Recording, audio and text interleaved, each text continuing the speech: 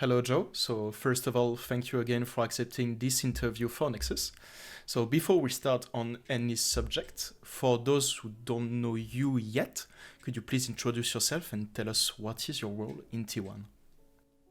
Sure. I'm Joe Marsh. I'm the CEO of T1, historically known for our famous League of Legends team, but kind of branched out into other games now with like Valorant, Tekken, PUBG, FIFA Online or whatever it's called now. So get into other games, but historically known for our award-winning League of Legends team.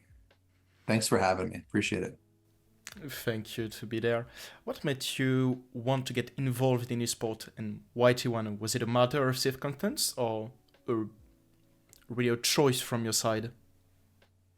Yeah, I mean, honestly, I was working in Comcast Spectacor, which is one of the co-owners of kind of the new T1 with SKT. And I just happened to be one of the younger people there. And I was in finance and budgeting and that kind of stuff. And they were looking to buy a game team in the Overwatch League back in like late 2017.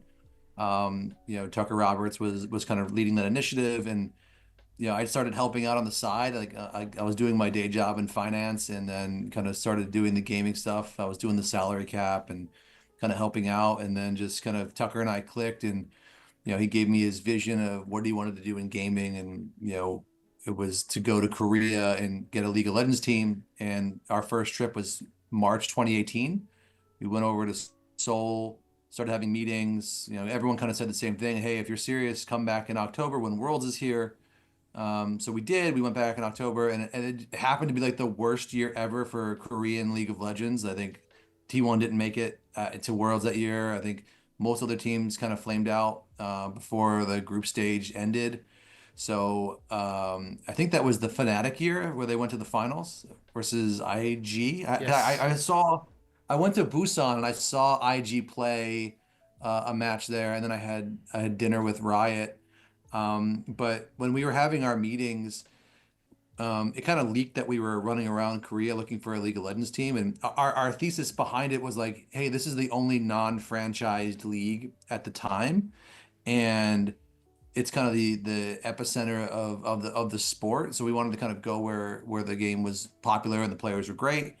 And everyone assumed that we were talking to the smaller teams, and no one assumed that we were talking to SKT, because why would they talk to anybody about their team? Because they were, at the time, they won three worlds and they were immensely popular. And we kind of, our last day in Korea, we met with the SKT guys and we pitched them on our vision of what we thought we could do together with at the time SKT T1.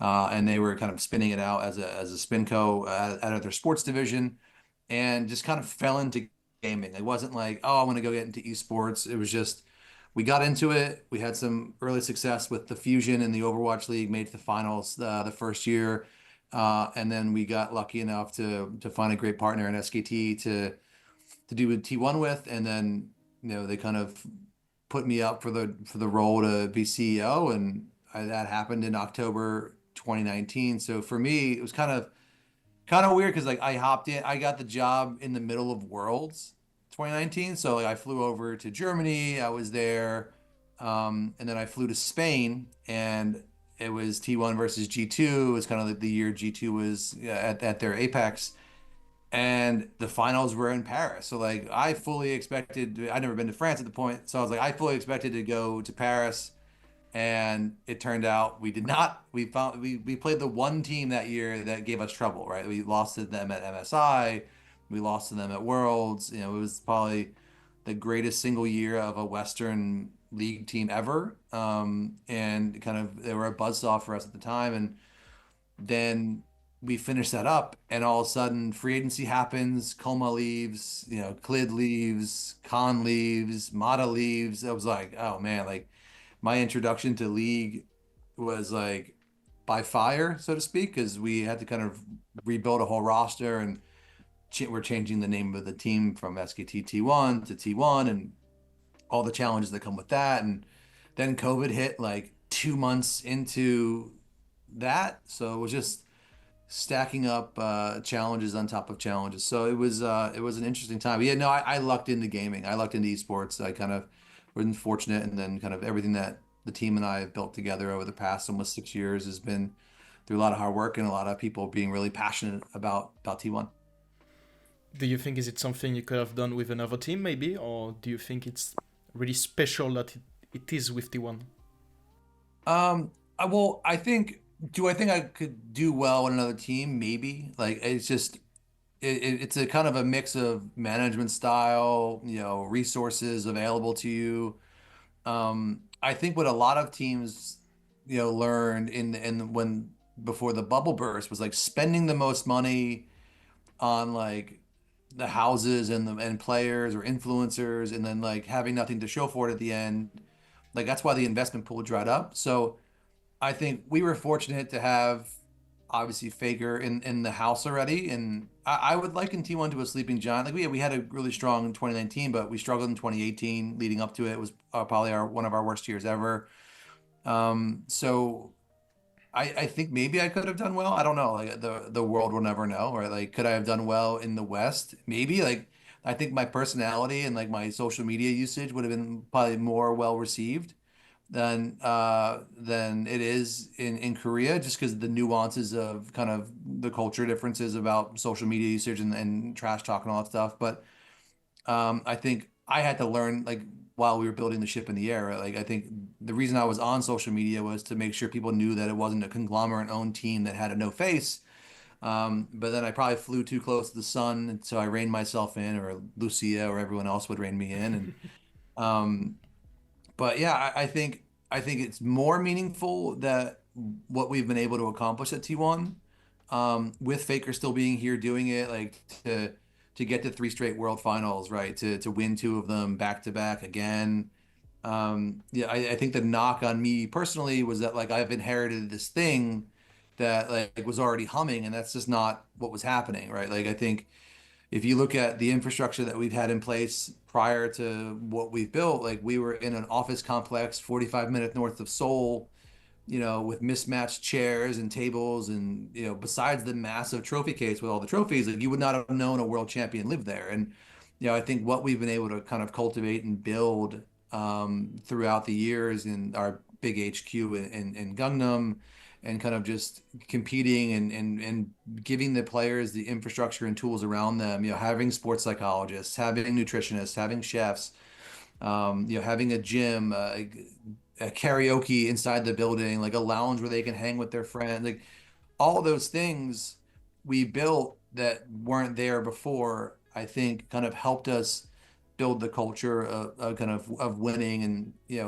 the challenge that we face, and whether we go, whether it's league or other games, is like people see T1 logo, they expect us to win the game, right, or win the championship. And it's kind of the gift and the curse of being world recognized from that sense. But also, like if you're a new team like Valorant was, it took us a minute to win our first trophy. We were the first team to jump into Valorant, and we just won our first one, a couple months ago, right? And so it's like it's hard to win consistently. It's hard to stay at the top of the mountain. I think people don't really understand like how taxing it is on the players, on the staff to be running at the level we were running at the past 3 years, and making it to pretty much most of the finals, winning worlds, twice in a row, getting there three times. Like it's taxing because your year is super long, right? And I think um, it's draining. Like when other people are having time off, like we're sitting there grinding until the bitter end in November, and then it's like free agency starts, and then you have to re-sign players, and then it's like you get like a month off, and then preseason starts again, and then Riot changes the game, and or they introduce a new international tournament. Like it's just it's compounds on itself. So it's like you got to have a really strong mental, which I think our league guys certainly do have, to be able to kind of run at that marathon pace, but sprinting doing it. Yeah, it seems logical when we see the the schedule of all the events and the tournaments. With the arrival of the first 10, let's talk a bit. What was the lessons or maybe the vision of T1 about this new world competition? Is it Yeah. something that is also compared to World and MSI, or is it a newborn tournament that needs to grow more and more to maybe become a part of the ultimate Golden Road, for example? Yeah, I mean, from a from a significant standpoint, it's a pretty meaningless event, meaning that it doesn't qualify you for Worlds, right? Like MSI, at least if you win, qualifies you for Worlds. It was just an international event thrown onto the calendar, right? And from our standpoint, we were asking Riot if we could sit out LCK Cup, and we needed a break. Like we asked for a break. Okay. We asked if we could sit out LCK Cup, sit out the first stand. Like we were like, hey, we need a break. Like our guys, we need a break. And it was kind of like, no, like you can't, like, well, there's no rules against you doing it, but it's like you're gonna hurt everybody else if you do it. And I'm trying to explain, like, from our standpoint, like, look, we've been to three straight finals, like we need a break. Like our guys need to just take a minute, and you're changing the format, you basically changed the game again. And so, I don't think we were in it, we were playing, like we obviously wanted to win, but like I think for us, we would rather had our break and just had a bit of time to rest and kind of recoup from the off season. We had roster changes, like we just wanted a minute to like build the chemistry that the other team had, for 3+ years together, right? So chemistry doesn't happen overnight, and you have these bumpy roads. So I think from initial onset, like we wanted a break, and I talked to Coma, and we were all 50-50 of like, yeah, we'd like a break, but we also don't want to sit out and cause headaches for anybody. We don't want to ruffle feathers and make and ruin this for anybody else. Like we were torn, right? Like because we needed a break, but we also knew that without us, the viewership's not there for Riot, right? Like I think you saw if you look at the first stands viewership, like a T1 regular season match has beat that viewership, right? So we knew that us being there was important to them. We're trying to be good partners, but we're also trying to give our guys the break. We're trying to break in a new roster. Couple that with, an experiment at AD carry. Like it's just we tried to make things as difficult as possible, it felt like, to ourselves and probably to the outside world. And it's kind of how it shook out. So, I think for us, like finishing sixth, I mean, you're one side selection away from a coin flip of getting blue side and beating Hanwha Life, right? Like I think we were the higher seed. We didn't get to pick our side. It was a weird format, and I think kudos to them for winning the event. But winning the event just got you an extra month of playing that event, and no bonus of getting to go to Worlds, right? So at least with Yes. MSI, you get to go to Worlds if you compete well. I think the format changed for us too in the LCK. We go from having two splits to having one really, really long split as a chain. Like it's a lot of changes. And also too, like when you're doing your off season, free agency stuff, it was never communicated that Fearless Draft was going to be anything more than the first stand or the LCK Cup. Like, and then all of a sudden, mid cycle, it's like, yeah, we're making it permanent because it's great for the viewership in the West. It's like, okay. So it was just like you would like to know all the information to the puzzle before you go to build the puzzle. It's like imagine having a puzzle. And it's like we're gonna add 100 pieces to it. It's like, oh, okay, great. Like, and I think while Fearless is cool, I think what you're seeing is like as it gets to game fives, it's like a really bad game of solo queue, and whoever has like the more dominant side selection is likely gonna win, right? So it's like I would rather like that game five either reset back to you can pick whatever you want or allow mirror picks where like it could be Z on Z. Like just don't make it to see who has a bigger champion pool because it's a crappy League of Legends at that point, right? But so like yeah, I mean like for us, we didn't win. Like we finished sixth, like not great. Happy that someone from Korea won the event to represent for our region, but yeah, it was unfortunate. It sucked. And like again, like I go back to when T1 finishes sixth, even though we just won Worlds like 2 months earlier, you might as well we suck. Like everyone was upset and I get it, like, but we were in a headspace from our standpoint of like we would like to have more time to do all that stuff, but we had to play the dates that were on the schedule and we didn't get it done. So, but I think in terms of like is it like part of the golden road? Yeah, like I would think you would argue that yeah, like it's it's an international event hosted by Riot. Like it counts towards the Golden Road, right? So right now, only Hanwha Life has the chance to win the Golden Road, and I would argue that like trying to win the Golden Road while cool for the fans is the quickest way to burn out everybody, right? I think if you look at JDG had the Golden Road opportunity, Gen G lost it in the summer, but like G2 had the Golden Road opportunity. Like it's really hard to win every single event you enter in. And yeah, the goal is you want to win every single event, but at the end of the day, the most impactful event, the event that gets you a championship skin that lives on forever, is you win Worlds. And I would say that teams that fell short but won a lot of domestic events or won MSI, like if you could ask them like off record of like, would you swap what you accomplished for what T1 did, where we struggled in summer and struggled here and didn't win domestically, but we turned it on at the right moment and we won the biggest event. Like, would you swap places for that? I think 100 out of 100, the answer would be yes, right? And I think so for us, winning worlds is really important. Everything else, yeah, we would love to win, and our guys would love to win every single event they play in, but it's about having peak performance when the season's ending, right? Like you got to build. It takes time, and the meta changes and the shifts, and you gotta slowly build. You don't want to burn bright in February and then all of a sudden you don't make worlds. I mean, that happened to us in 2020, right? We won spring and then we failed to make worlds in my first year. It's like that's an awful feeling, right? Like I don't want to miss worlds. Like Yeah.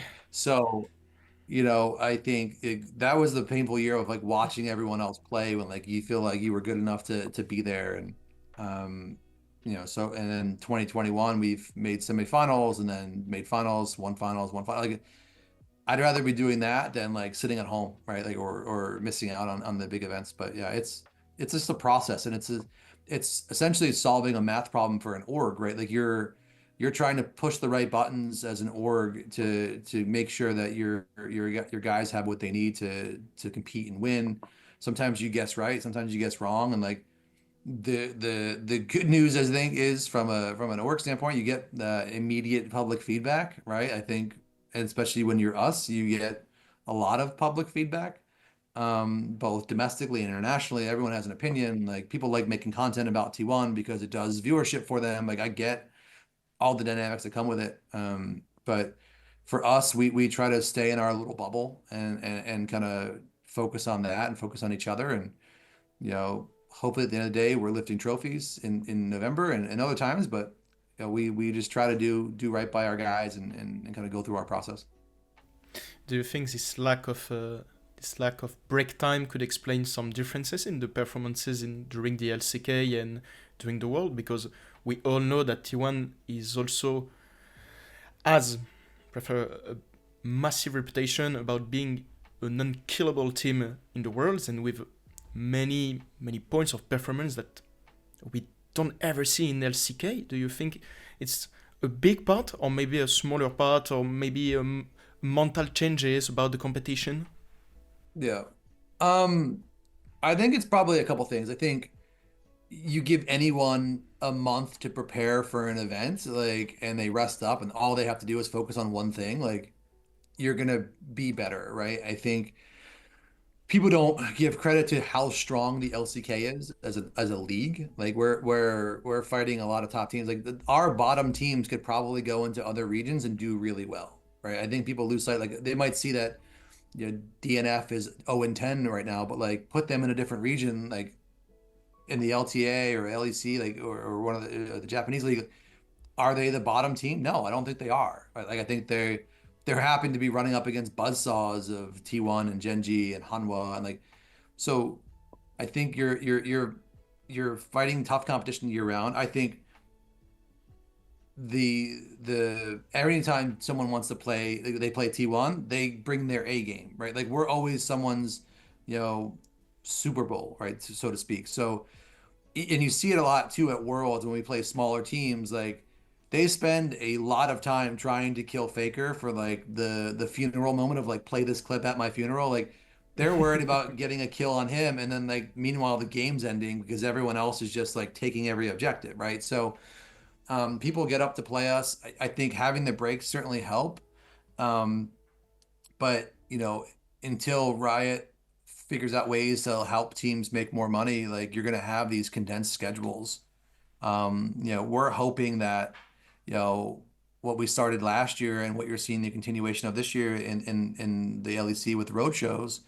I'm hopeful that like T1 is able to get, 4 to 6 road show weekends a year. Like let us come out of Lowell Park. Like and it's the same thing, not just for us. Like if teams are willing to take the P&L risk and do live events, like my guys are leaving this morning to go to France to go watch Carmine's event in Paris, right, at their stadium. So we were just in Spain for the Koi event to see what they're doing. Like our events in July, and people can come see. We're doing a 3-day event, right? We have 2 days of League and 1 day of Valorant. Like I think that's where the future is going of League. Like as you're seeing a lot of cost cutting measures and teams trying to make ends meet.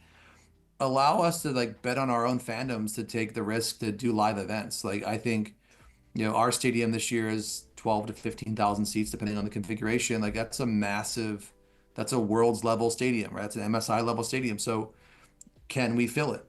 I think the answer is probably yes, right? Like, it's great to see the Koi guys do such a great job, and you have the top teams in the LEC wanting to play there.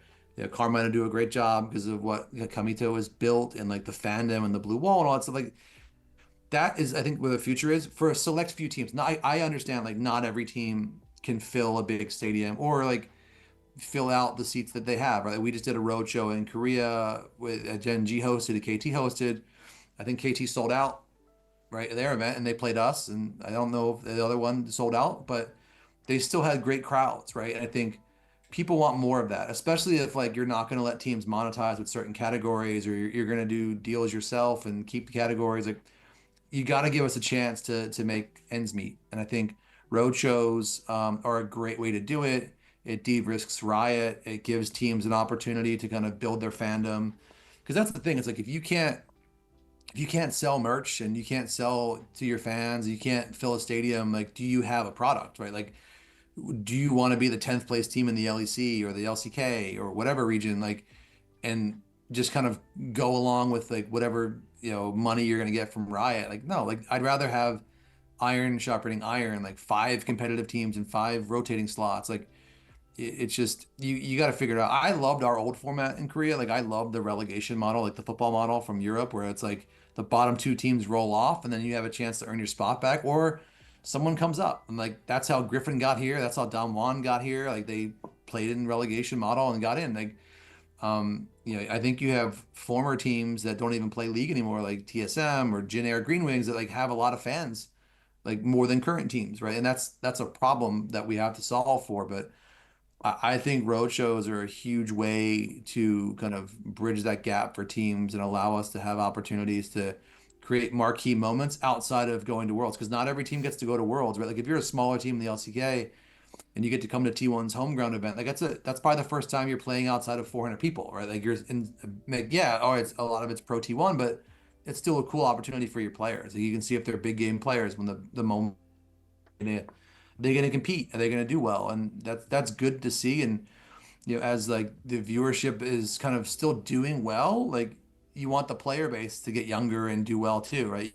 Age out. You don't want to become, you see Dota as much older of an esport with an older player base. Like League needs to, find ways to make the game exciting for younger fans and get more people to play the game, and having live events, having activations. We're going to incorporate music and our stuff. Like, I think it's about entertainment. It's out of home entertainment, right? And I think that's kind of a lot of the bigger teams can probably pull these events off.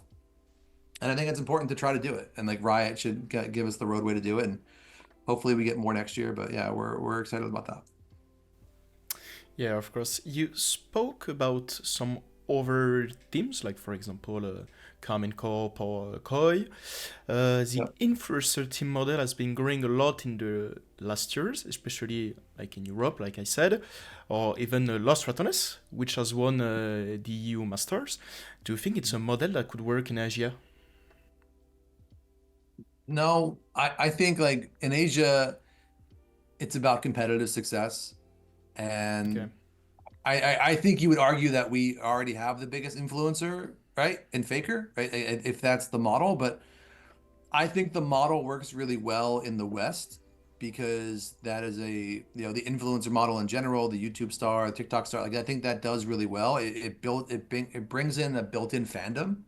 So like I think if you look at the model like of what Kamito's done, right? Like with his viewership alone when he's watching the matches is massive for every single publisher of the Yeah. games that his teams are playing in. And I think for them, like I think a lot of people don't love the co-streaming model. I love it. I think it's great for the sport because why pigeonhole someone to watching a broadcast style that hasn't changed in 20 years, right? Everyone's wearing suits. It's like we're never going to have big media rights like traditional sports. So why are we wearing suits?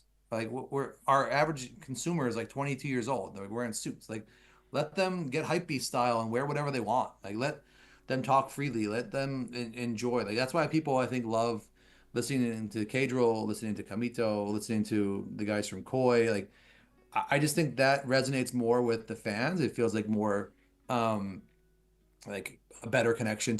It gets you engaged with the team that they're supporting. I think, but in Asia, we've had a lot of competitive success. I don't think you've seen anyone try to do the influencer team. Not saying it can't be done, but in Korea, it's about winning championships, right? Not just for us, like for the other teams. And I think you're judged based solely on how many trophies you have and not how many followers you have. And I think that's why like it's so hard to compete in our league and the LPL is because like you're judged on the end result, right? Like, did you win? Yes or no? And it's like, I don't care if you have a million followers, right? Like, it's like, did you win? No, I didn't win. Well, then you didn't win, and that's it. And it's like it's very black and white.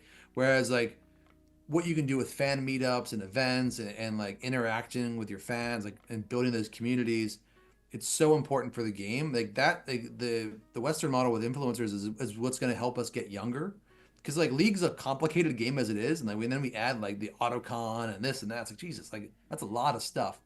So it's like it's already a hard game. Like you got to dumb it down. You got to make it more fun. I think that's why like events like Red Bull League of its own is really important, I think, because it lets people see the game in a fun way. Like Faker on stage, like, drafting for somebody else, speaking in English, like it's fun. Like I definitely love the format last year versus the prior year where it was like very much positioned like big bad Korea versus the world. Like we're not bad guys. Like we're good guys. We want to be fun. Like so like that's why I think you saw a nice Red Bull shout out to our partners like shift the style of game and yeah, we helped get the Los Ratones guys in the event. Like I worked with Cadro and they were talking to them and we said that we wanted them in and we actually agreed to play an extra game just to get Mark and his team into the event.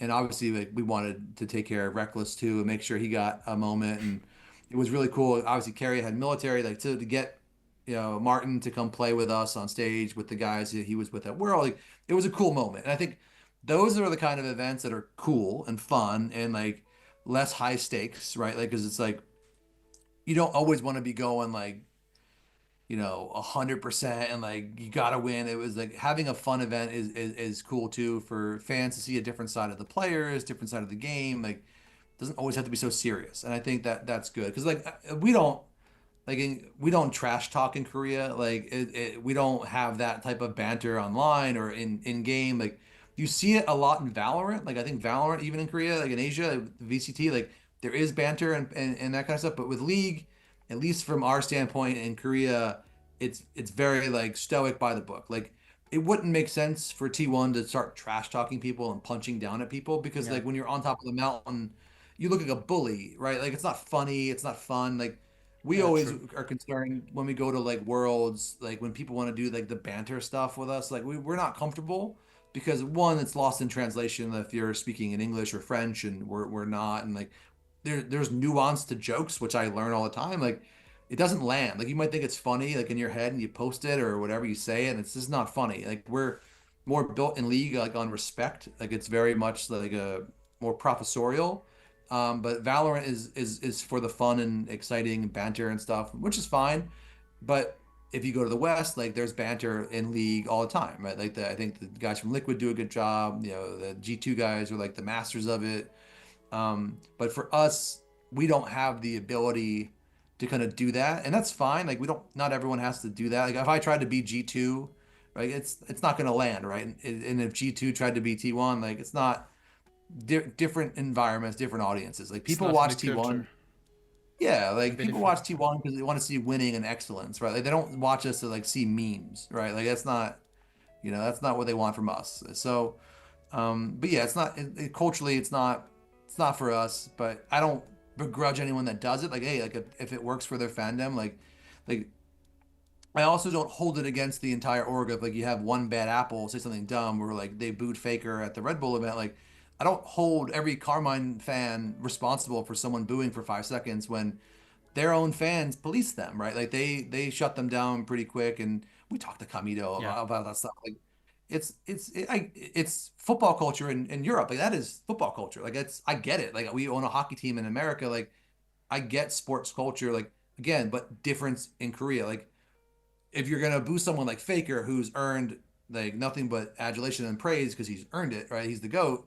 It's just like, hey, why are you booing this guy? It's like, yeah, it's sport. Like, so, but it's the same thing. Like, our fans get a bad rap at T1 because of a few people online. Like, it's not fair to brush every T1 fan with someone's like bad deed, like, and say that they're bad fans either, right? So it's like it's more nuanced, and I think all fandoms do a pretty good job of policing themselves, and like um you know the orgs don't need to necessarily like make a comment every single time something bad happens because the fans do a good job of kind of working in their own communities and saying, hey, like that's not cool, don't do that, like, and then when the orgs step in, they'll do what they have to do. But I think a lot of people with T1 especially, like if you look at, people are like, oh, how do you protect your players and all that kind of stuff, and it's like but there was a while there where we would make these posts and like, hey, don't do this, don't do that, we're gonna sue. Because like in Korea, you can sue for like malicious online behavior. Like it's not like Yeah. America or like we just stopped telling you. We're just suing you at this point. Like we're Yeah. not we're done like Okay. making a post every week because I'd be making a post all the time about this, and it's like I don't want our internet things to be all that. So we're just behind the scenes and our lawyers do their thing. And you should see the letters of apologies that we get from these kids that say stupid stuff about our players or their families, and then the apologies. And like, could we choose to prosecute and ruin their lives? Yeah. Do we mostly? No. We accept their apology, and like they admit to all their wrongdoings. Like I'm so and so, and I said this, and I'm so sorry. Like, and they write handwritten notes, and like we let the lawyers do the work. But it doesn't make sense for us to like people have to understand, like we're going to protect our players and our staff. Like we just don't have to tell you every 5 seconds when we're suing someone for Yeah. malicious behavior. It's like it sucks the fun out of the atmosphere. So we just handle that, our lawyers handle that, and they do that. And it's a part of being us. Like it's a part of the life cycle of T1. That's why it's hard to play at T1, right? You have to be a certain mindset to play here. But we take care of our players like very vigilantly. Maybe like we don't tell you via a post every 5 minutes, but like trust me, like we're investing heavily in protecting our guys, right? Like our guys have access to a sports psychologist, which was unheard of them before I got to Korea. Like we didn't do that. Like it's a very Western thing, but like our guys use it, and it's good for them to have someone to talk to that's not playing League of Legends with them, right? Like it's just someone that can just work through the things that they have to work through. Because when you're a star, and our guys are, right, they're very popular. Like you go into a restaurant, everyone's phones are out, like taking pictures of you. Like it's a tough life. Like I went Yeah. to dinner with a player. Like we have to eat in a private room because we don't want people staring at us. And then Of course. even then, the workers like they know who that person was, and Mm. they're like bowing at them and saying like, "Hey, like, can I get a?" It's like even you can't even like get to a restaurant because the Yeah. servers want to take pictures. So it's like you have to like learn how to overcome all that. And so we give our guys the tools, and we protect our players very vigilantly. We just don't tell everyone every step that we're taking because it's like exhaustive to do that, and it kind of takes away from everything else that we're doing. Of course. Our guys are celebrities at this point. Like I think, with winning, I think a lot of the guys see how Faker has to live his life, and that's why he's such a great ambassador for the game because you see how he interacts with everyone and every interaction. he does a great job, and I think the other guys are starting to see the same treatment around Seoul, right? Like we go to our favorite restaurants, they're noticed, right? Like it's just your level of kind of recognition goes up immensely, and I think that's pretty much very unique to Korea. I think like where you have this opportunity to have a rabid fandom that's really proud of what you've done for the country. Like, I think like when we won Worlds in Korea, which was like you know, it was a great moment for us to win here at home, but also like very, very proud for the country. Like the country was very excited about the team winning and doing what we've been doing. So, but yeah, it takes a lot to be a member of T1, right? Like you really have to kind of want to be a part of this kind of um, show and process. And it takes a special, type of temperament and personality. And we don't always get it right. But we try to give our guys the tools to succeed. Despite the fact that all the celebrity issues, we could say, and the schedule of all around the year, do the players have some times or maybe some hobbies to chill out and relax from the game and take good times? Not in stream, like can they just chill for some days and just be stronger when they come back? Yeah, no, like our guys, like a lot of them are getting their licenses now, so they can drive. And our lounge upstairs on the ninth floor, that's really, or the eighth floor, that's really for them to like hang with their friends. Like they got video games up there. Like a lot of the guys come and play FIFA with their friends, and they can go sing karaoke or just lounge in chairs. Like they love futsal. A lot of the guys like to play the futsal, which is really cool to do. And yeah, like they get a lot of time with their friends. Like when they do get time off, like you'll see them go home with their high school friends or whatever, and just go hang. And I always laugh like when we won Worlds 23, like owner was just rolling around his hometown with his Worlds jacket on, the champion jacket, like everywhere he went.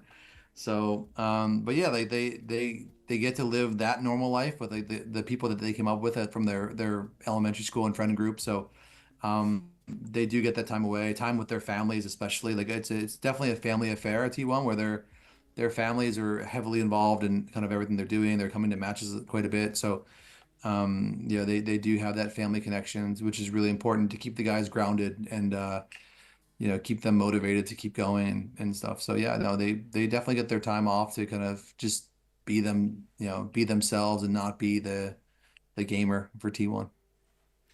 Speaking about maybe the current news, with this community like really engaged positively and negatively, how what could be maybe not the improvement but the major differences between like for example some European fan bases and some Korean fan bases? Um, it's, I mean, the communities take a life of their own, right? Like they're organic in the sense that they kind of grow from the same seed of like fandom for XYZ team, whether it's T1 or Carmine or Koi, and then how that passion offshoots into something different, like whether it's making really cool gifts for our players they love to receive for their big milestone moments, or sending our guys gifts for their anniversaries or their birthdays, to hosting events at our cafe for their personal events, or going to fan meetups or buying tickets or buying players jerseys. Like all that stuff is like on the positive side of fandom. And I think you know part of what people lose sight of is fan is part of the word fanatic, right? And you can be a good or bad in that sense. And I think um, any kind of gaming community or just sports community in general, like you you don't want to like broad brush people for like one bad event or certain actions of this one subset. So like it's really hard to like it's frustrating for us when like people like really like just go in on T1 fans. Like I hate T1 and their fans because XYZ. It's like that's not Mm. fair. Like we don't do that to people. I don't say I hate someone's fandom because like of one bad interaction. Like, look, the internet, it's undefeated, right? Like, you can say whatever you want and anonymous. Like, people have said horrible stuff to me, right? Like, they've done it to my players. Like, that's not real life. Like my interactions with fans in person is completely different than the internet. So like, what we try to do is not live our life on what the internet's opinion is. It's about what we're doing as a company and making sure that we're providing the best environment for our players and our fans. And like online is different than in person, right? And anonymity versus putting your name on something is two different things. I'm sure a lot of people wouldn't behave the way they were if they had to use their real name,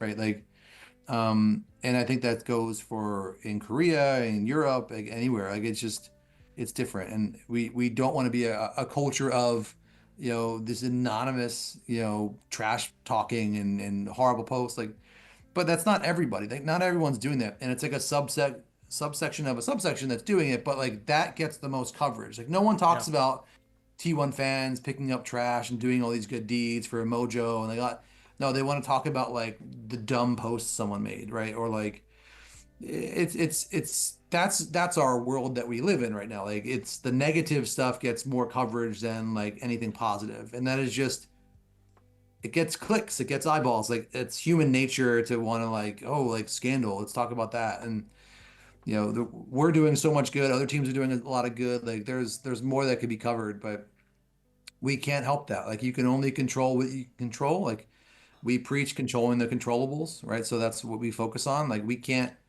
make everyone like us. We can't make everyone hate us. We just kind of have to do what we do. And if people like what we're doing, that's great. If they don't, like they'll let you know and they don't want to support you. Like you can't win every battle. Like we try to do things the right way. We try to build an environment that's great to cheer for T1, to be proud to walk around in a T1 jersey and whatever, whether you're in Korea or New York, like you want people to see your logo and be like proud of that team. Like you don't want to see your logo and people are like, oh, I can't stand them. Like, but a lot of people say like, oh, you're like the Yankees, like the New York Yankees of video games. And like maybe, I guess, like Yankees are popular, they won a ton of titles, but I don't know, we're the T1 of T1. Like I don't we don't try to be anybody else. Like it's natural, I think, in anything, to sports especially, to compare something to something else. Because you're trying to like ground something. Hey, like, what is this thing like? It's like, oh, it's like this. Like you wouldn't compare Los Ratones to what Kamita's doing, right? Like, Yeah. it's not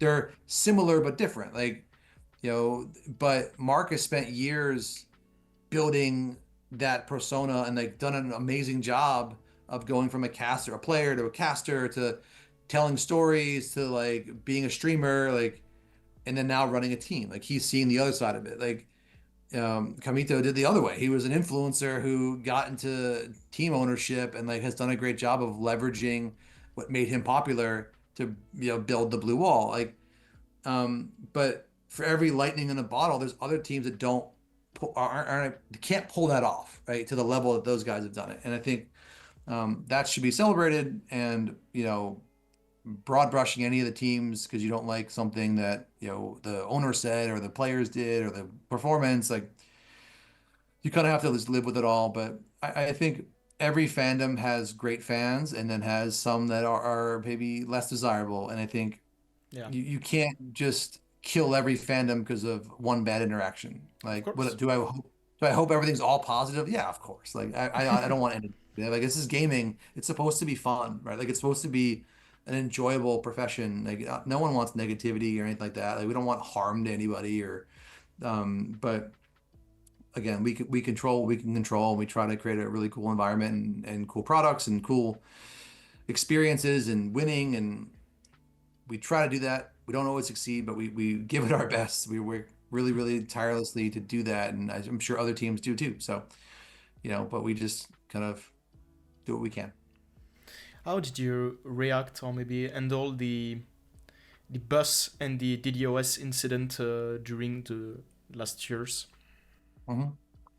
Um, that was frustrating. I think it's solved now, which is great. Like Riot, like to Of their course. credit, found a solution, and it's not like it was tough to go through. Like living that was not fun. Like we lost a ton of revenue from not being able to stream. The guys personally lost a lot of income for themselves, which sucks. But um, it I think it was worse because it was only happening to us.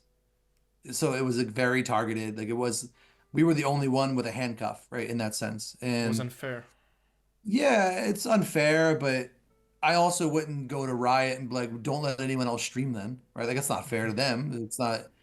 So I think like people don't realize like for us, the way we practice, like you have your scrim block, you have your VOD block, and then like when the guys are playing solo queue and they're interacting, they're still learning about like patches and games and what champions like by interact like those games might seem casual, but like those are data points for them. And we weren't able to do those, right, a lot of the time.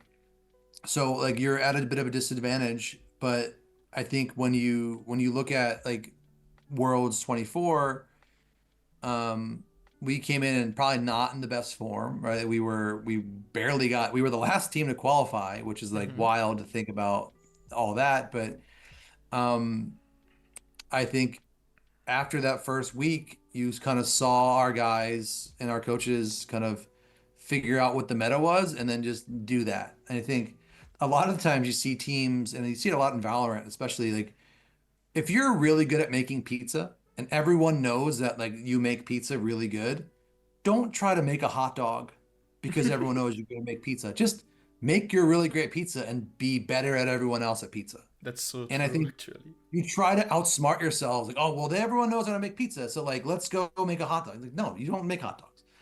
I think people know what we're good at. Like, especially like last year, and which is why we're still finding our footing. Like, our roster the past 3 years, you had a hyper carry top. So your once hyper carry, AD carry was able to play more not hyper carry. Like he could be more of a facilitator and a tank or defensive.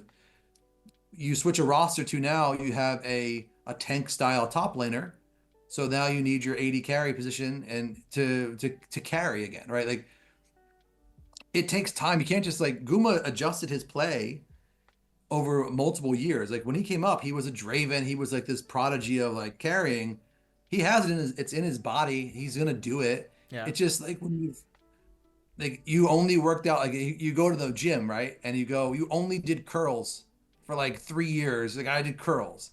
It's like, all right, well now I need you to run a marathon. It's like, oh, okay, I have to train to do that, right? So this is when I go back to what I talked about earlier, like we wanted time, and the time we wanted was to like do all these things and like to put band-aid fixes on stuff. And like I think the most unfortunate part about what happened with us is like we had to like put out statements and like it just looked disconjointed. Like my coaches wanted to do one thing, I thought long term we should do something else. Like we rarely have those public disagreements, but like at the end of the day, and I think you saw with Coma kind of announcing that Guma's the guy for the rest of the year. Like we ended up at the place I thought we were. Like we're gonna end up. It's just it got messy and there, and like it created a lot of animus, which was probably unneeded. But I think for us internally, like we had to go through our process of that to get to where we are. And I think, I think now you're seeing much more consistent play. Scrims are going better. Like I think, Doran will get more comfortable. It's just people expected the 25 version of our roster to just be ZOFGK again, like it keep going, and like you have a different dance partner now, like so you have to like learn the dance and sing the same song. And it takes time. Like those guys built up that synergy for 3 years, right? Like you can't expect, it's not fair to expect someone to be ready to do what those guys did Of course. on day one. So like takes time and we'll get there, but it's a messy process when it plays out. Like, and we didn't help ourselves. Like we were quiet and we didn't want to talk about it. And it's just like we self-inflicted most of our own damage on ourselves. So it was like unfortunate that we did such a poor job as a group kind of communicating publicly. We probably could have just made a quick statement and been done with it. But yeah, we took a different approach, and I think it angered people rightfully. Like they're like, what's going on? But like there are certain things you can't tell everybody. Like you can't tell everyone every single move you're doing, right? Like Yeah. it's not fair. Like we don't like I know in like the like G2 like post their scrim results and stuff. Like we don't do that. Like we don't post how scrim results are going. Like last year at Worlds, our scrims were horrible. Like we had a tough scrim. Like we just didn't do well in scrims. Normally to win Worlds, you have to win 80% of your scrims, right? And I'm sure some teams were doing that. Like we weren't. We were less than 50. Like this year, like we just needed to find the consistency. And it's like the messiness of it all like was uncomfortable, I think, for 4 months of like just like shooting ourselves in the foot for a lack of a better like phrasing. But like I think eventually we were good. We got there. Like, I think what people lose sight of is like there wasn't some abandonment of our players. Like we were making sure, like I was making sure Guma was good. Our guys were taking care of him. Like he was involved. He was going through the process. Especially after the first stand event, because we kind of committed to trying the experiment, and then we had the switch early on. Like I just want to see this team, what it looks like when we're consistently playing and practicing with each other, and like what that looks like 3 months from now, right? I think that'll be good, like because we're showing signs of turning the corner, but we still have a ways to go. Like, yeah, I think we're sitting in third place, not where we want to be, but I'd rather be third than 10th, Of and course. we just have to kind of keep building on it, right? I think I saw someone did the meme where like G2, T1, and BLG were all like fourth place or something like that together, and yeah, we just gotta find our footing and get into our form. And it's like riding a bike. We've done it before. Like we've had really tough summers and we kind of found our way. And I think as long as we get our ticket to the dance, I think I have every confidence that our guys will kind of find their way. So T1's going for another star, I guess. I mean, that's the goal, right? Like, I mean, I never thought we would add two this, in a row. So adding more stars is definitely not a bad thing. I don't think I would. I'd rather have an extra star than someone else have their first, right? Like or second or third. Like we're trying to create that gap between us and everybody else. So like we have five. I don't know who is the next closest. Someone like Samsung might has two, right? As a Gen G. Mm, maybe. I'm I not mean, I sure. think it's Gen G. Yeah, I think it's Gen G. But You spoke about training, which is a really important subject, but this also leads to another really important subject, the academy. So, speaking about Mhm. the academy, how does T1 scout the players and the staff to make such prodigies? um, yeah, we had an academy that wasn't a formalized business like in the early years. Like that's where kind of Faker came from. Coma found him. Like the Guma came to our academy system. We have a much more formal academy now called T1 Esports Academy, where we kind of have different tracks. Path to Pro, which is the high potential kids. Path to Improvement for is the gamers like me and you that just want to get better and play with our friends. Path to Esports, where like it helps you land internships and job opportunities. So we have a much more formal process. A lot of we have general managers, we have a head of academy, like they're looking for the best talent. I think helping us in this sense is parents in Korea know who T1 is. So like the recruiting factor is certainly helped by the fact that we have this legacy that people know who we are. It makes it easier. So like when you're selling a parent on, hey, can like send your 16-year-old kid to T1, like let them leave home and kind of try to be a pro gamer. Like that's a big ask, right? I think you don't see that in America, right? In America, it's hey, go to college, like go through this process. I don't know how it's like in Europe if there's an academy system or where the kids are scouted from, but for us, like the high kids are found pretty early on. Like you're showing those flashes at like 13, 14, and then you're in academy by 15, 16, and then you're a pro. So we do a good job of kind of selling our story and I mean the proof's in the pudding. Like you look at not only players that have played on T1 and thrived, but like the players that have come through our system that are on other teams. Like there's a ton of them, right? And I think um, it's a good thing. I think our coaches do a good job of identifying what we think makes people have the chance to be a winner. The hardest part about being a pro gamer is, especially in Korea, like everyone has hands, right? Like everyone has that.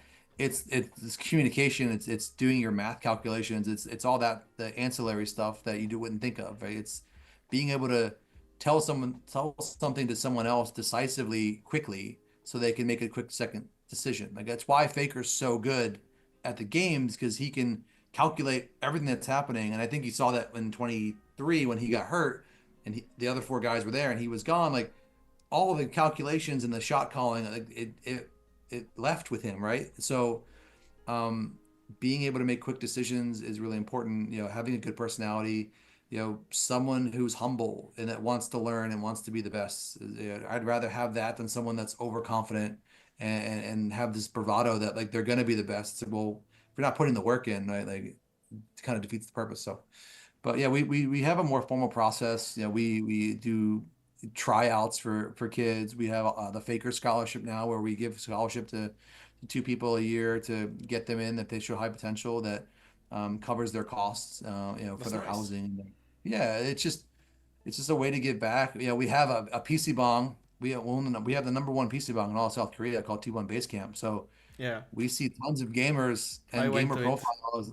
Yeah, did you like it? Yeah, yeah, it was absolutely crazy. I went to Korea actually in January, so of Oh, course nice. I went to T1 HQ and T1 Pacific. That Yeah, was absolutely crazy, to be honest.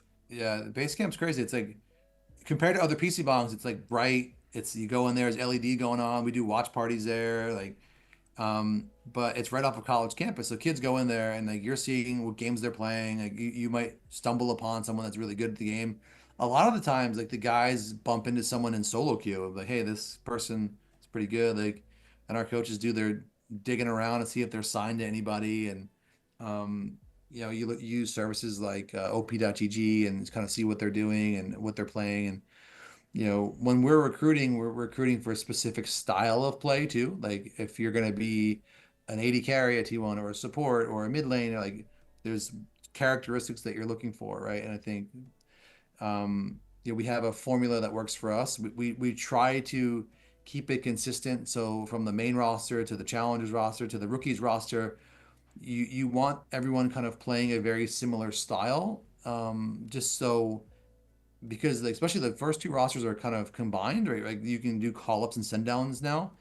You don't want to have a jungler that plays a passive style when our style is aggressive, like owner is a hyper carry. So if he had to come out of the lineup for whatever an illness, and you bring a jungler and he's like, oh, I only play tank jungle. It's like, well, I play Garen. It's like that's like, oh, okay, man, like that's not going to work for us. So we try to keep it consistent between the teams. But yeah, it's kind of but you're recruiting parents, you're recruiting players. It's a whole process. It's a lot. But the academy system in Korea is a big business. Like whether it's training for K-pop or school or baseball, that is a after school program thing that parents are accustomed to and will put big money into to make sure their kids can chase their dreams.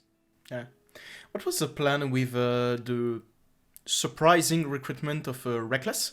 Because, for example, there was a really shocking news all around the world. Not People were not like it's bad or it's good. It's like wow, it's really impressive to see first of all an import from Europe into Korea, but from T1 that was even more surprising to be honest. So could Yeah. you tell us more about the process, why it happened, how it went, like the adaptation of Reckless in the team? Yeah, I think announced- so this is going back to I guess end of 22, right? No, 23, end of 23. Yeah. When Reckless announced he was kind of switching roles and going to be a support, which is a massive change in itself, our GM Becker reached out to him and was like, "Look, like you could be a support in Europe or the second division in Europe, right? Why not come to Korea and train like we train and learn over here where like the games are probably better, the solo queue will be better for you to make your change." And to Martin's credit, like he was like, okay. And he came. And then it was like, I think Martin's style, the way he plays, the way he practices, the way he needs to be structured is already very Korean. And I think him coming Really? to Korea to see that how we do things versus how he's done it in the past, I think he saw that like he cares about every single little game, right? Like, he wants to compete, he Okay. wants to win, and I think the way we prep is conducive to how Martin's wired and how he wants to compete. And I think he did really well. Like he adapted, he learned the language. Like he was, yeah, he did a great job with Smash as his kind of bot partner. Um, And it was cool for Coma and the guys to reward him with kind of being our sixth man at Worlds, seeing how it was in Europe. And obviously he's the kind of one of the greatest of all time from the region.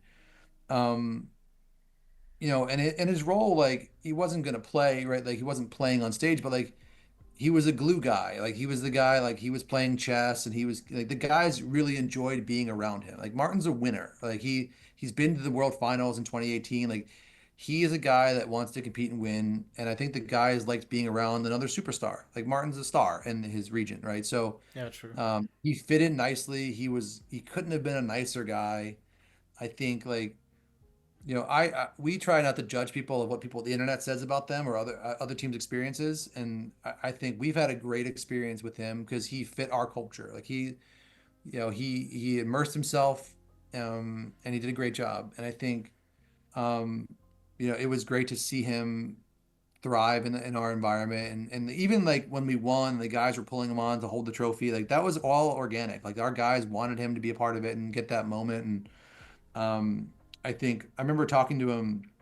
Like, I knew about, like, my guys told me about the Los Ratones kind of offer. And Martin had another year with us, and we were backstage after we won. And I was talking to him. And I was like, look, I'm not going to contract you. I already told Mark. I was like, you can have him free and clear. Like, we're not going to rob him of an opportunity to go play with his friends. And like, that's awesome. So like, we talked about that backstage before we went and got to go hold the trophy. So like, it was just a cool year hiatus for him to leave Europe, to have a different experience, to see how we do things over in the East, and kind of bring that style back. And he's kind of hit the ground running with Los Ratones.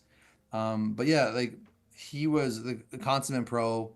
He communicates like we like to communicate. He gives feedback. Like, in our environment, you don't not say what's going on. Like, you put it out in the open. We don't do things where it's like you don't say how you feel about whatever. And I think that was a good environment for him to thrive in. And you're seeing him do really well with the Los Ratones, and it's awesome to see. And for me, the icing on it was like letting him get a moment with the guys at the Red Bull event where he got to play with the team.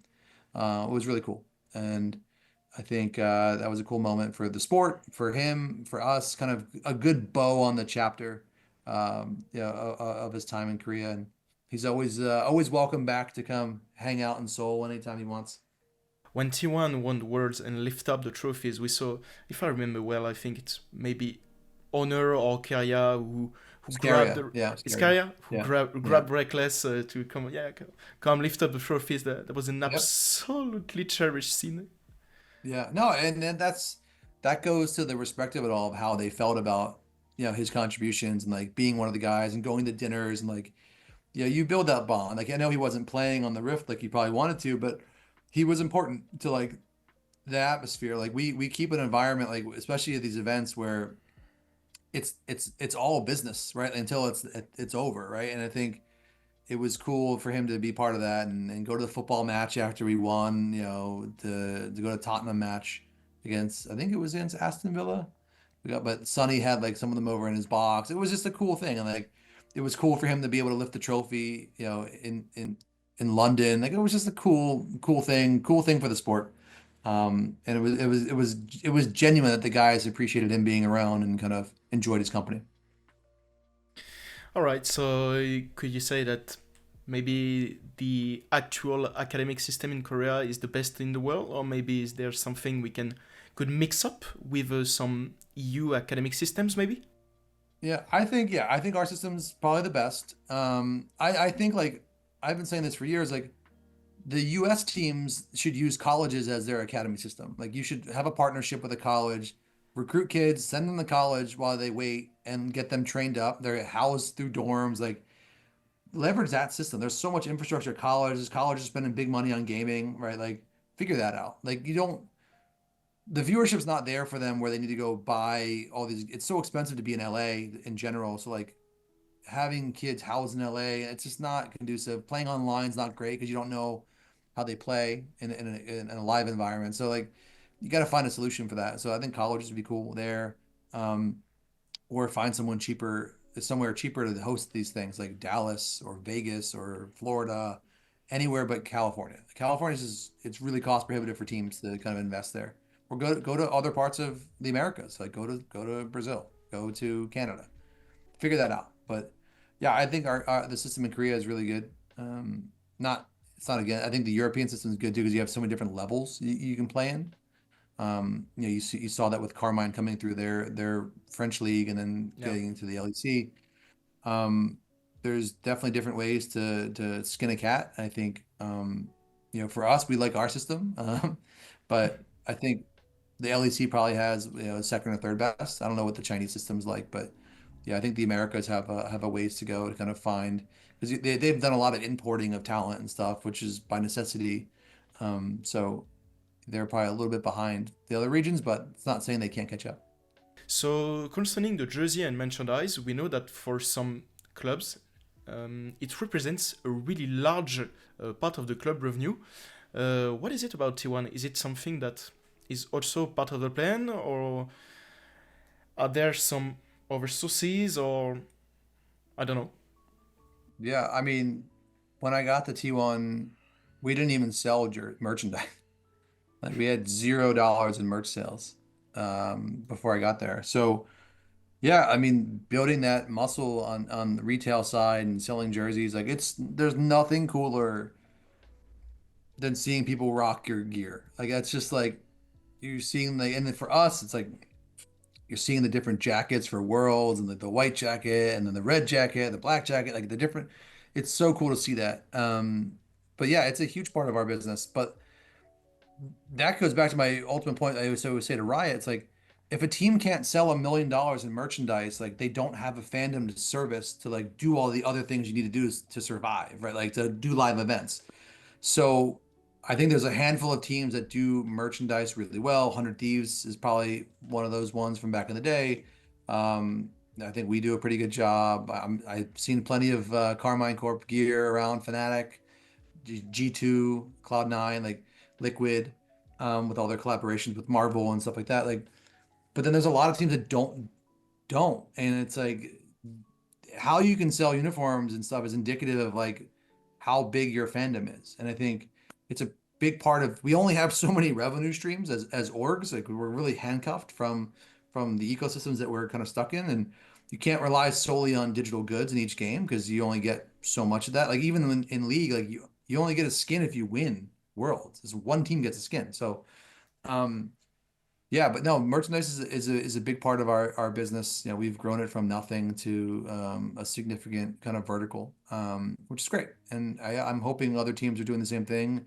We just launched our Europe store finally. Like it wasn't not that we never didn't want to do that. It's just we never had uniforms in Korea, so it's like having a European store was not like the farthest thing from our minds. We had a US store. Shout out to my friends at G2 for giving us their partner that they use. So we have a great partner in the UK to help service Europe. I've been looking at some of the designs. Like these are specific European designs. Like these are not things that are going to be in the Korean store. So like Yeah. um, I know in like G2 does a really good job of like country jerseys. I don't Yeah, know how it. they did that. Like Yeah, it so was in like 2019, I think. yeah, so we can't do country jerseys just from a jersey standpoint like or we have a provider, but we have a country-esque jersey that they'll be releasing. The first one's French because we have a huge T1 has a very big French Nice. fandom. I think it's from like all the years ago, like from back in the day and all the winning back then. But we have a very loyal French fandom.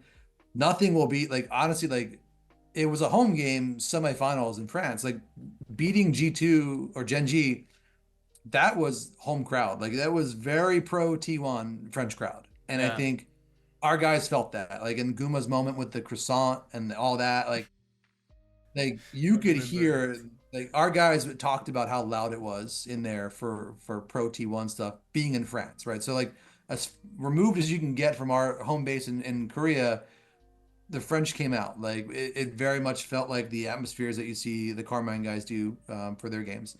Um, and then the second one I think is Germany. Is it German kind of jersey, I would say.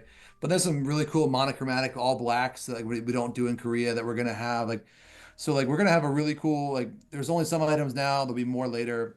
We will probably get some maybe of our Worlds stuff from last year into the store too, because like the shipping costs and like the tariffs or the VAT or whatever people pay, like it's tough. Like we're trying to find the same solutions for like Vietnam and the Philippines and everything else. Like it's tough to like do all that stuff shipping from Korea or just the US. So this is our first kind of foray into the UK, and hopefully it goes really well. Hopefully fans like it and support it. And next time we come back to the market, there you see more T1 jerseys than Fnatic or something else. But yeah, we're super excited about it. It's kind of slowly building up that merchandise muscle. But yeah, we're really excited about our partners. So Do you have maybe any kinda hint or leaks for maybe future items on the store, or is it something you wanna keep a big surprise for everyone when it will go out? no, I think I've been going back and forth with our head of retail and our vendor. You know, I've seen a lot of like like I mentioned that the French kind of jersey inspired product. It looks really cool. Yeah, we'll have like collect water bottles and like non-merchandise things as well. Whether it's backpacks or that kind of stuff. So it'll be a full kind of experience. Built specifically for that market. So like. I was always very, we did this back in MSI 23, I think it was, That's a long time where I, ago. I really wanted a football scarf because we were Oh, playing in London. So we did the blue jersey, which was kind of a throwback to one of our uniforms back in the day. And I was like, all I wanted the scarf. And everyone's like, no one wants the scarf. I was like, just humor me and give me a European scarf, like for football. everyone wants That a thing sold scarf. out, sold out right away. I was like, I told you.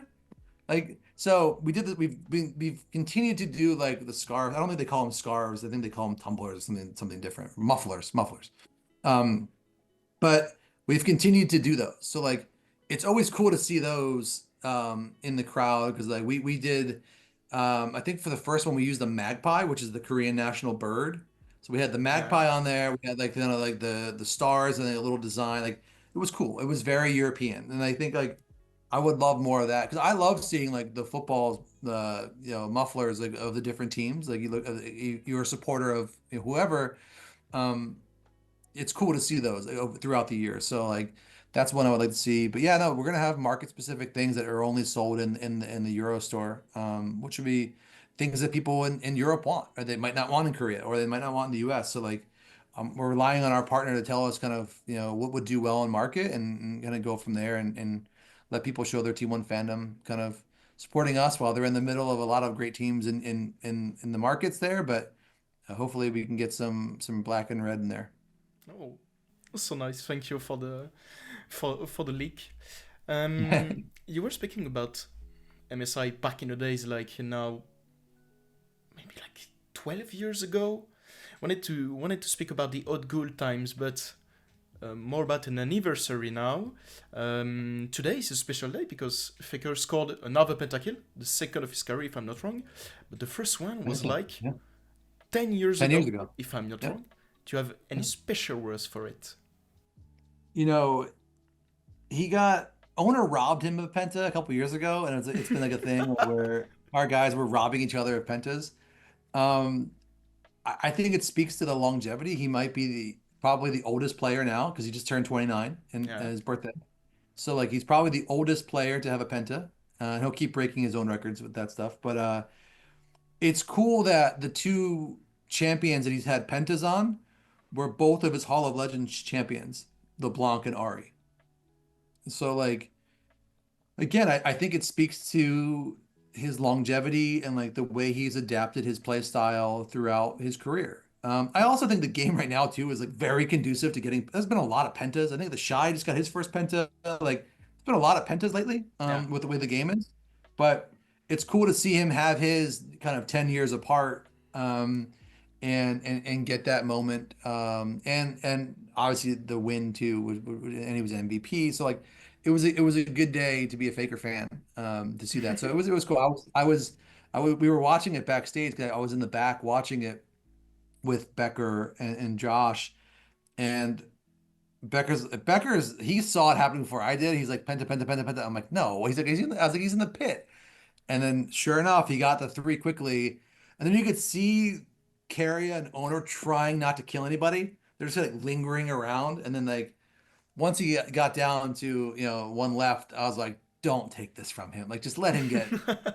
Like, but it was cool. It was cool to see like people were like when he came back, people were like clapping for him and stuff. And he was business as usual. But it was a cool moment. This advanced in his career, right? To get that kind of moment. So it was fun to see. You told us that Faker was now 29, and maybe we Yeah. know there's a lot of people like, for example, the coaches take really young players now, as we spoke about academic system back in the interview. We know there Yeah. will be a before Faker and after Faker. Mhm. How does T1 see this? How do you anticipate such a such a departure from a person like Faker? Yeah. I think like he's always going to go out on his terms. I think a pentakill last night. I think he's showing that he's like farther from the end than people might think. I don't think like he's thinking about retirement. He was pretty clear that he wanted to be one of the first players to play into his 30s, right, for the game, and I think that's good for the game. He's obviously a co-owner of T1, so there's that nuance to it. I mean, essentially, he's my boss, right? He's an owner, right? So, um, I think, you know, what Faker brings to the table, like we talked about intangibles, like his in-game knowledge, his ability to shot call, calculate, the math of it all.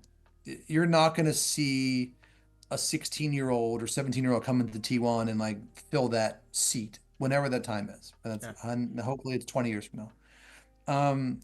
So we'll continue to develop talent and stuff. But you've seen through the years, like there's always been players that have been on the roster that was always like, is this going to be the next so and so, right? And it's Yeah, and true. the first so and there's the first Faker still here, right? So um yeah, and I think it's human nature for all of us to like compare like eras, right? And he's still in it. He's had different eras in terms of like style of play. Like I would liken to do you golf? Do you play golf? No, I don't. I'm more like Do you a. know do you know who Tiger Woods is? Oh yeah, yeah, by name, of course. Yeah. Love Like Tiger Tiger Woods. Woods, when he came into the scene, he was so dominant. They basically changed the way golf was played. Like they changed the courses like to like Tiger proof all of it, right? League did the same thing, right? Like Faker came in and dominated so early and won. And the part of the reason why he's the GOAT, he won his first year. He won that early year, like when he was young. And now he's winning when he's a bit older, right? So he's like bookending this, like he keeps winning. Oh, he won early. Well, now he's winning late. Like, so they've changed the game to like, catch up to and make it Faker proof, so to speak. And he always finds a way to kind of leverage his tools, like whether it's his mind or his gameplay. If people want to go after Faker, so the team can go get objectives. Like he's really good at being selfless and kind of doing what the team needs. Like he can still carry when we need him, but if he's there to facilitate, he'll facilitate. If he's there to be a decoy, he'll do that. Like he'll do what it takes to win the championships. And I think, for us, we instead of focusing on like the when and if of him not being the mid laner for us, we're enjoying every moment of what we're building together as a group. And the day will come, but I don't think it's anytime soon, to be honest. Like I think he's got a lot of good league left. I think with having his gold medal, he has his opportunity to continue his playing career, which is obviously a huge factor in Korea because of the military requirements, which is great to serve their country and stuff. So, Of but he doesn't course. have that now. He has the opportunity to continue his career, whereas most players are leaving at that 25 mark because they have to go serve. But the gold medal is the blessing there. So I think he's got a lot more left in the tank, and I think as the game keeps evolving, like so will his play style, so will we as an organization, and we'll keep doing right by him to put pieces around him that enables him to have a championship run. With his experience during the last years and all the career of Faker, does he has an incidence on the choices of players for from rosters on Mercato or maybe for the academic recruitment? No, I mean we always obviously always ask him like, hey, like would he'll play with anybody is usually the answer we get. So like he's pretty neutral with that. He doesn't make demands on like rosters. So he's pretty neutral. He's always pretty much like, hey, I'll play with whoever. So we're okay. We ask though, he's he's we got to make sure he likes what the plan is, right? So but he's never in all my years, like 6 years dealing with him, like he's never made a demand for like I want XYZ person. Um, and on the academy stuff, like the coaches and general manager, like those guys do that. Like Coma's really good about finding talent. Becker has done a really great job as well. Finding the talent, and we have a guy named Jung Ho Yun who does a really good job as well, and kind of works across multiple games. So we leave that to them. But no, like, obviously we take everyone's opinion into consideration when we're making moves with that stuff. Speaking about Mercato and some player movement, when Zeus, after the last world winning, went to HLE, there was an article that was said that his agent didn't receive any part of the signing, and it was claimed that you were the one who caused the deal. Can you maybe tell us your side of the story? I mean, at this point, there's no benefit of me talking about Zeus and his agent anymore because it's like it's dissected enough. So like I we love Zeus. He's always part of T1. We wish him the best. Like, agents are gonna do agent stuff and, take 6 months to respond to things, right? So like Okay. I love Zeus. We love him. He's family. Like he's brought us 2 trophies and we wish him nothing but success, right? Like we have no ill will against Zeus. So, he's one of us, and he came up through our system, and we're proud of him. So, it's the ending is never good, right? There's never a good way to end, whether it's our Of decision or course. his decision. Like so, but we don't close doors. Like I thought when Coma left in 2019 that that would be it for us, and he came back, right? So like you never say never with anything. And I think, you always be respectful, regardless of what the internet is saying or not saying, right? Like we and our guys, you see the interactions they have with them when they bump into each other on stage and like they're smiling and stuff. So like I think the guys too, care for Zeus because he grew up in T1. So and he's another one where we had 2 top laners at the same time, and he was the backup to Birdall. Yeah. And all of a sudden, the god of thunder himself like came rolling through, right? And that's he was the backup that became the guy. And I remember when we put him in the lineup in 2022, and everyone's like, "Oh my gosh, Kana's gone, like Zeus, what are we doing?" And then we went undefeated. Yeah, I was gonna say, And what about Kana?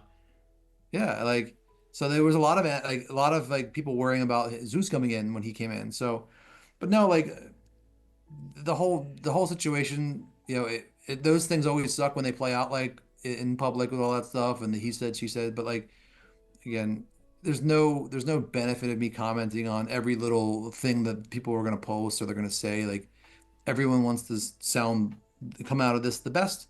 But honestly, like we care a lot about Zeus. We wish him the best, and hopefully our paths cross again. He's going to be on our Hall of Fame one day because he's earned that. But he's having a great season at Hanwha. He's doing what Zeus does, right? Like he's doing what we've seen for 3+ years. So proud of him, and he's a good kid. So we wish him and his family the best. That's so nice, to be honest. I'm not surprised when we see the group chemistry that was created during 3 years, which is really exceptional, to be honest, for a team nowadays, where we see a lot of changes in the mercato Yeah. in any region. To be honest, how did Doran adapt on his arrival in a group where 4 players were already playing together since now a long time in league history? To be honest. I think um I think Faker and Doran like really like got along pretty swimmingly. Like you see that how they interact and stuff. Like I think I don't know, like they must have like a similar style soul because like they are very very buddy buddy with that stuff. So like it's Oh, they've been great. Like they've been his introduction to T1 was we send him to France, right? To go to the Red Bull event. It's like we signed you, now go to France. Like so I think we're still adapting to each other's play style. I think like you said, like it's only been, 5 months. So we're still working through all of that and but he's a good guy. He's a good teammate. He wants to do well and he wants to continue to have strong performances and just put the work in and um he's in a tough spot. Like when you're replacing a two-time world champion that was beloved and that was homegrown, like it's tough on him, right? So like, I think our staff and our players have done a really good job of kind of throwing their arm around him and kind of making him feel welcome and being part of this whole kind of process. And he's a guy that wanted to be here, which again I go back to like it's hard to want to be in T1 and he's got a really good temperament about him that's kind of even keel. And I think that's a good kind of mindset to go. We're not asking him to be Zeus because you can't. Like Zeus is a very special player. We want him to be Doran and be what he does and let us adapt to kind of his style and let us catch up to kind of what he likes, doesn't like. And I think slowly it never happens as fast as you want, right? Like of course you want to hit the ground running day one and like, oh, it's like the roster never missed a beat, but like it takes time. You got to like learn. I mean, that's why a lot of teams when they lose, they make roster changes, like you said, like the ZUFGK roster staying together for so long was unheard of. Like you don't stay together that long, and a lot of it comes down to financial. A lot of it comes down to like people want to change the scenery, like burnout, whatever. So to go from a roster that was together for 4+ years to a new roster, there's always going to be that kind of adjustment period. And I think our guys are doing a really good job of kind of figuring that out together. And Coma and Tom and Mata, as along with Becker, are kind of giving them the environment to do that and kind of have those growing pains, hopefully behind the scenes and in scrims and not on stage. But we've had a slow start like we historically do in the domestic play, so they're slowly finding their way. you were speaking about French event at the Red Bull event. Um, how did the team and the staff react to the French crowd? Like the Was it something they were surprised? Was it maybe something they liked or disliked? Maybe I don't know, disrupted? Yeah, no, well, I mean, because we were in Worlds a month earlier, like the French crowd, we already felt it with the Gen G match. So What was the first reaction? they were like, this was like being at home. Like they were like, it was nuts. We didn't expect we expected more of a neutral crowd because like if you I don't, were you at the finals in London? Not in London, no. I would have So loved to, like but no. the London crowd, the way the stadium is, like the players were like pushed to the very end. Yeah. Like it was O2 is such a big stadium. Like it didn't feel loud. Like it felt like it was loud at the baseball stadium because it was like a different. It was also home for us. But I watched the French match in semis on the stream and like it just really loud. And I was like texting our guys. I'm like, how loud is it there? Like it's really nuts. And the guys felt it. Like when you can like feel noise, like that's what they were describing. Like you can hear, you have the headphones, Yeah. but like you can feel someone supporting you over someone else. And to break our losing streak against Gen G in that fashion, in that environment, I was like, I was more confident that we were going to win Worlds after that happened because like that was the people we couldn't beat was Gen G, right? Like we're like you can't. We've struggled domestically for a while. We beat them, and then like the way the World Final played out with like a stomp, another stomp. I was like, oh man, this sucks. That was And like a then final before the day too. yeah, and then it's like you get to the game four of the finals, and it's like as soon as Faker like turned back the clock and started doing what he did, I was like, that's a wrap. Like we're gonna once we won game four, I was confident. I was nervous because we lost game five in 22, I didn't enjoy the first championship in 23 because it was like I just wanted to win so bad because like we got to Yeah. the mountain and fell. So like I didn't enjoy any of the stomp for 3 games. It was 3-0. Like I just didn't make a noise. I just sat there in the ninth row and like just waited for the Nexus to go down for the third time. Then Mhm. I celebrated. My goal going into London was like to enjoy that ride more because it was like everything was gravy at that point. Like we were kind of already got one. Can we do it again? We beat Gen G. Like we had a great atmosphere. I think the atmosphere in France was like equivalent to a final. Like I think. Yeah. Um, so that was a really good environment. And then yeah, the Guma had his moment at the end with the gigantic croissant. I don't even know how they make that, but that was cool. Um, and then one of the funny things is, do you live in Paris?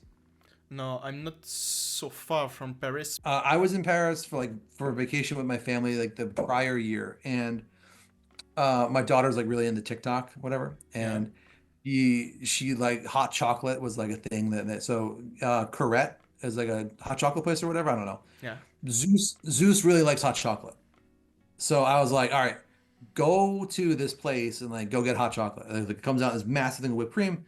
So like they after they won and like the next they went and got their hot chocolates like at the hot chocolate place, which they enjoyed. So Such a they cool love sweets. celebration. Like we love our Korean food. Like when we go places, we usually bring our own Korean food.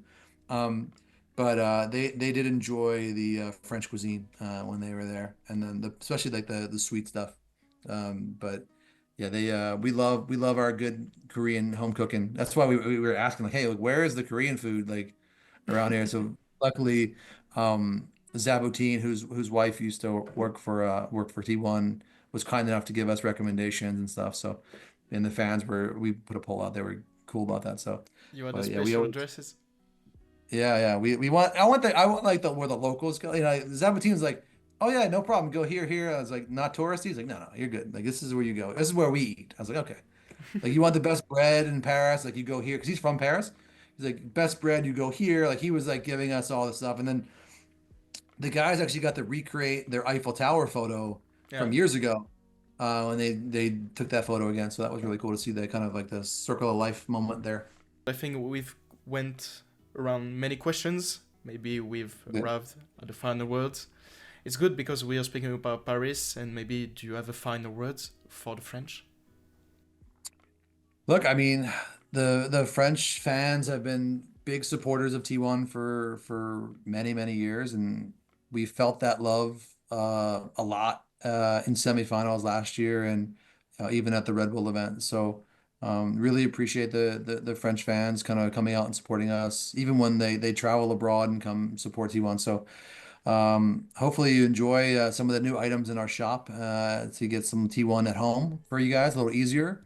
And you know, always excited to get back to France when we can. Hopefully, one day we can do like Riot will do like a cross kind of league event where it's like the best of each region, regular season. Like let Oh Europe yeah. play with the Korean teams and just do like an all-star event where like, hey, it's regular season games, but you know, Fnatic's playing Koi and G2 is playing Carmine and T1's playing Gen G or whoever, and it'd be fun to change of pace to the monotony of a long regular season. Like, and these road shows are the key to all that. I think it's great to see what Kamito's doing with you know, their home stadium and the guys at Koi did, and excited for my guys to watch the Carmine event this weekend, see how that goes, and hopefully it goes really well. And I'm sure they'll put on an amazing show. And the blue wall always turns out. So um, I wish we had like a red wall. It'd be kind of cool, but you know, there's no we don't have any walls and no walls in Korea. We kind of